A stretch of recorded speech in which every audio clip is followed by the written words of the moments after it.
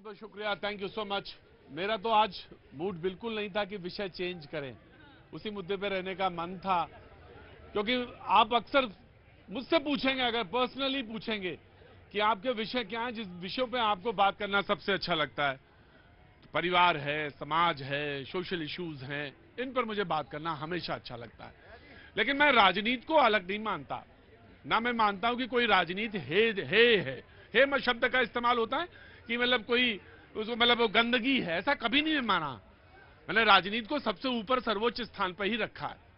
हम लोकतंत्र में रहते हैं, इज्जत है, इसलिए पॉलिटिशियन की मैं बड़ी इज्जत करता हूं। आप करें ना करें, मैं तो बहुत करता हूं।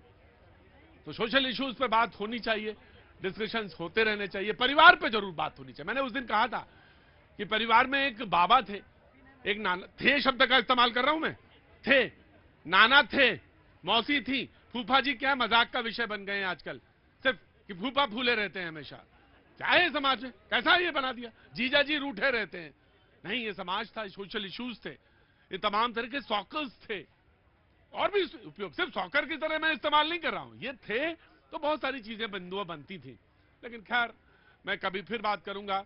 लेकिन जो हुआ वो दुखद था, जौनपुर वाली घटना का, जो बैंगलोर से ताल्लुक रखती उसका जिक्र कर रहा था, बहुत दुखद, बहुत उसे न्याय पक्ष भी है, उसका पारिवारिक पक्ष भी है, समाज का है, सभी जिम्मेदार हैं उसमें, सारे मुलविस हैं, कोई आदमी बचेगा नहीं उसमें, सब हैं।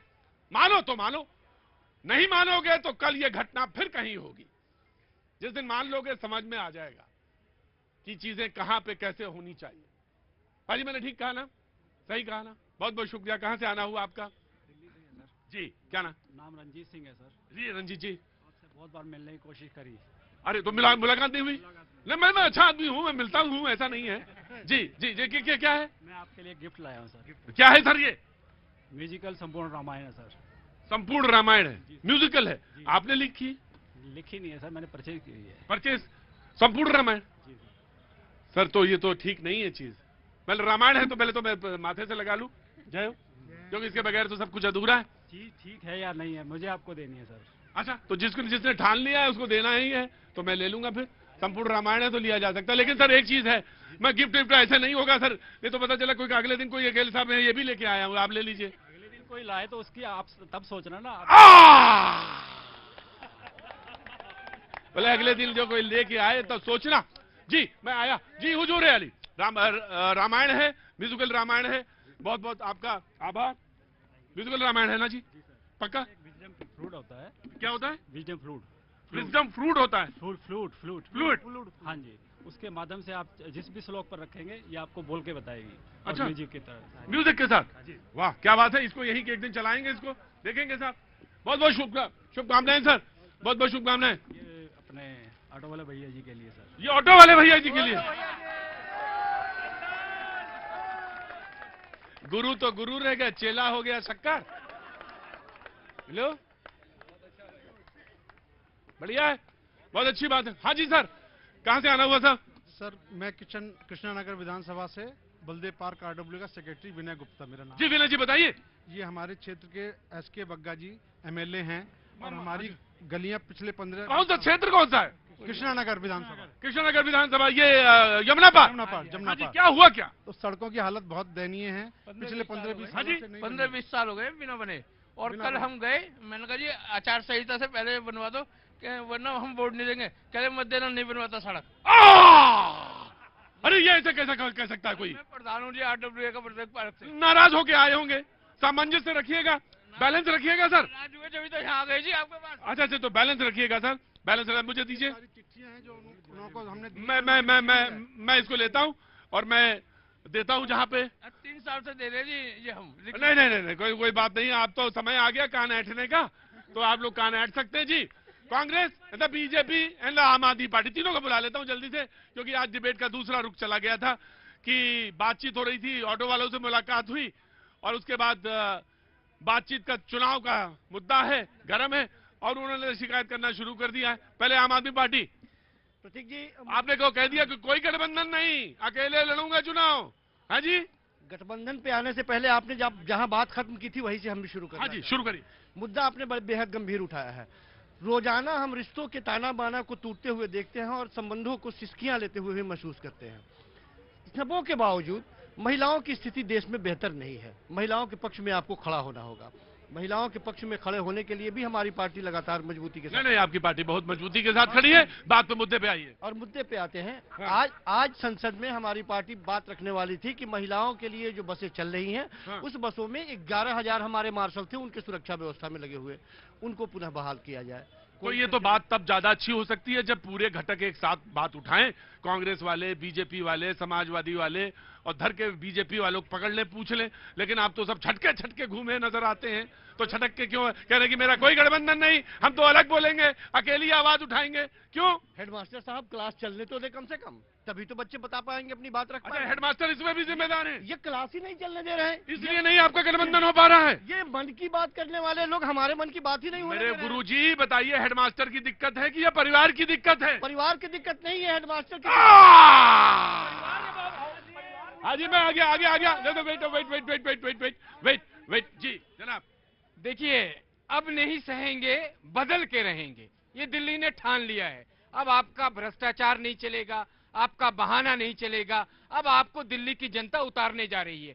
11 साल आपने दिल्ली को जो नर्क बनाया है, उससे दिल्ली की जनता को छुट्टी मिलने जा रही है। दिल्ली जो एक्चुअल जिसको सोचा गया था कि पेरिस बनाएंगे, वो तो आपने नहीं किया, हम जरूर करेंगे। देखिए, मैं आ रहा था, एक अजीब घटना हुई। बच्चे कुछ खेल रहे थे जनपद के आगे, इस वाले उस पे मैं रुक गया। आप प्रतीक जी देखिए, बच्चों में किस तरह की चीजें आ गई हैं कि उन्होंने जो ये सांप सीढ़ी का खेल है, उस पे ये ठगों का चेहरा लगा। नहीं, मैं ये नहीं लूंगा।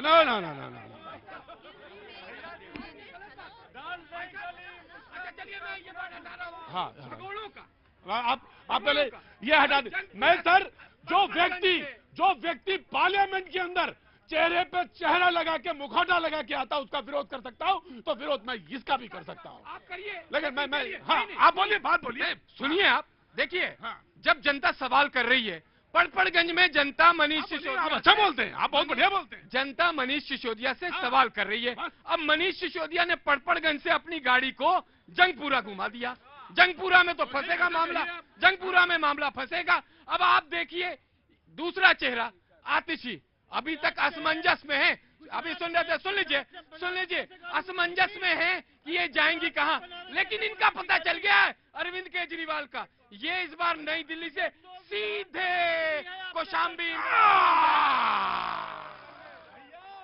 मैंने इसलिए कहा था कि पार्लियामेंट में कांग्रेस ने क्या किया कि मुखौटा लगा के आ गए।